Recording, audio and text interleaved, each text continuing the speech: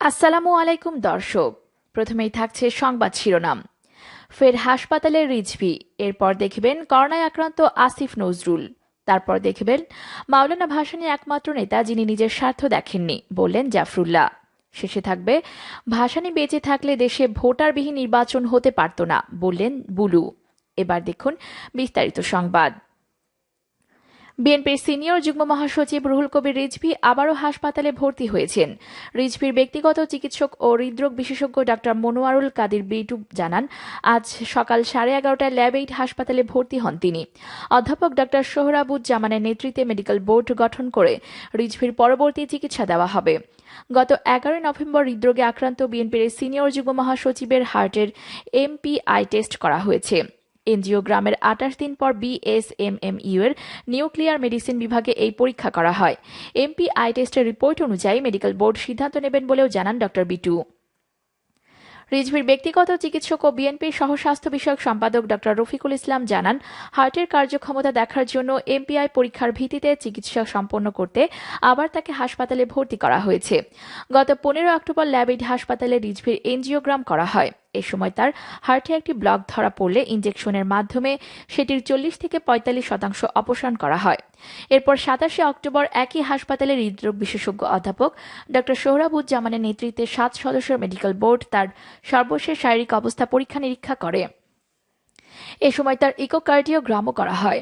শারীরিক অবস্থার উন্নতি হওয়ার পরের দিন রিজভীকে ছাড়পত্র দেওয়া হয়। এরপর তিনি চিকিৎসকদের পরামর্শে বাসায় থেকে চিকিৎসা নেন। গত 13 অক্টোবর জাতীয় প্রেস ক্লাবের সামনে শ্রমিক দলের মানববন্ধন শেষে দলীয় কার্যালয়ে যাওয়ার সময় রিজভীর হার্ট অ্যাটাক হয়। প্রথমে তাকে কাকরাইলের ইসলামী ব্যাংক হাসপাতালে চিকিৎসা শেষে ধানমন্ডির ল্যাব 8 হাসপাতালে স্থানান্তর করা হয়। এদিকে ঢাকা বিশ্ববিদ্যালয়ের আইন বিভাগের অধ্যাপক এবং বিশিষ্ট কলামিস্ট ও লেখক আসিফ নজরুল করোনায় আক্রান্ত হয়েছেন।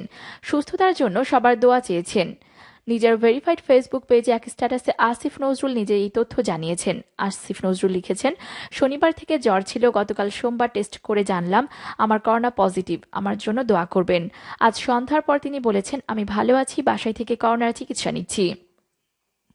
শুধু আসিফ নজরুলই নন, ঢাকা বিশ্ববিদ্যালয়ের প্রশাসন সংশ্লিষ্ট ব্যক্তিদের অন্তত 20 জনের পরিবারে এই মুহূর্তে করোনায় আক্রান্ত ব্যক্তি আছেন।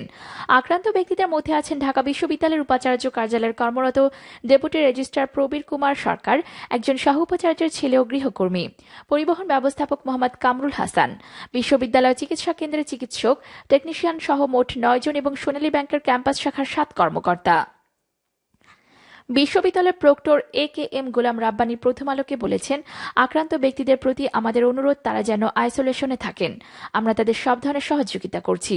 তিনি জানান, করোনার দ্বিতীয় ঢেউ মোকাবেলার অংশ হিসেবে ইতিমধ্যে মাস্ক ছাড়া ক্যাম্পাসে প্রবেশে নিষেধাজ্ঞা ও সন্ধ্যা 6টার পর ক্যাম্পাস এলাকায় বহিরাগতদের চলাচলে বিধিনিষেধ আরোপ করা হয়েছে। অন্যদিকে গণস্বাস্থ্য কেন্দ্রের প্রতিষ্ঠাতা ডক্টর জাফরুল্লাহ চৌধুরী বলেছেন, মাওলানা ভাসানী একমাত্র রাজনৈতিক নেতা যিনি নিজের কোনো স্বার্থ দেখেননি, জনগণের কথা ভেবেছেন। তিনি আমাদের মুক্তি আন্দোলন শিখিয়েছেন, স্বাধীনতার অর্থ জানিয়েছেন। দুর্ভাগ্য আমরা তার মতো সাহসী হইনি। তিনি বলেন, মাওলানা ভাসানীর কাছে আমাদের একটি আবেদন, আমাদেরকে সাহস দাও। আমরা প্রতিশ্রুতি দিচ্ছি গণতন্ত্র উদ্ধারের জন্য, গণতন্ত্র প্রতিষ্ঠার জন্য। তোমার পথ অনুসরণ করে রাস্তায় থাকব।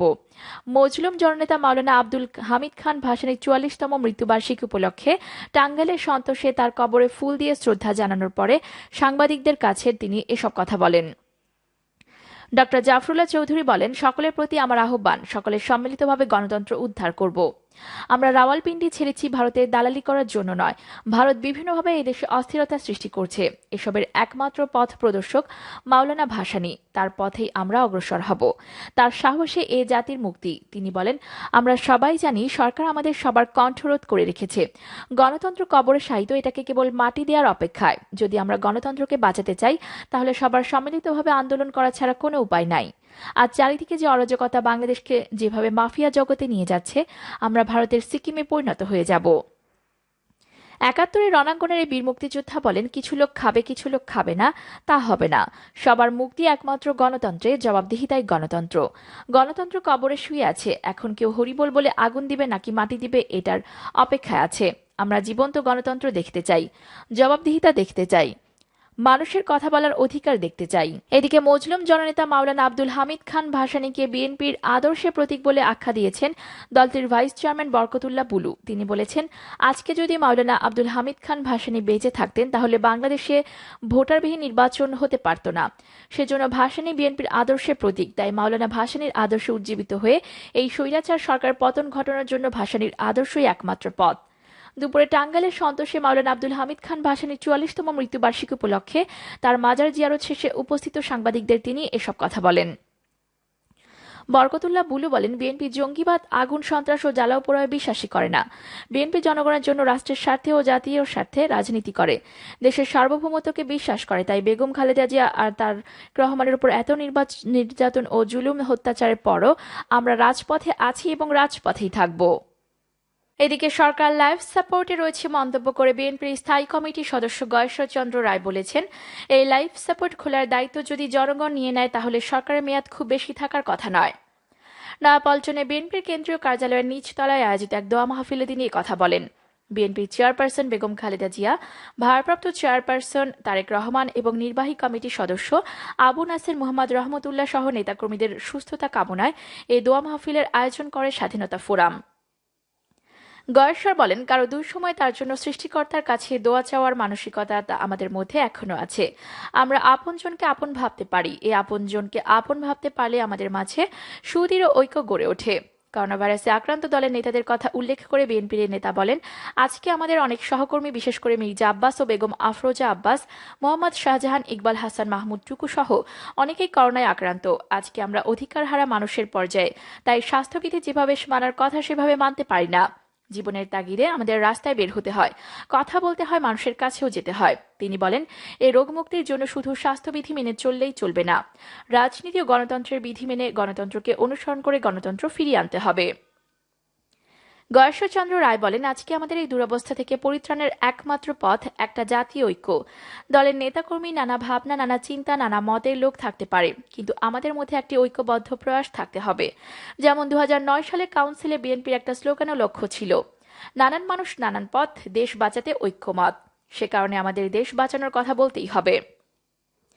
দেশের স্বাস্থ্য খাত এখন ভেন্টিলেশনে উল্লেখ করে বিএনপির স্থায়ী কমিটির সদস্য বলেন, সরকারও কিন্তু ভেন্টিলেশনের খুব একটা বাইরে না।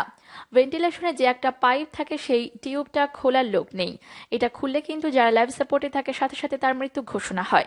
বর্তমান সরকারের অবস্থা তাই মনে হয়। জনগণের সমর্থনহীন, ভোটারবিহীন ভোট ডাকাতের সরকার লাইফ সাপোর্টে থাকা ছাড়া অন্য কোথাও থাকার সুযোগ নেই।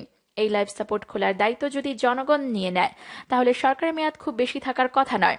তিনি বলেন, নিউজটি সম্পূর্ণ দেখার জন্য ধন্যবাদ। আরও নিত্য নতুন সংবাদ পেতে আমাদের চ্যানেলটি সাবস্ক্রাইব করুন।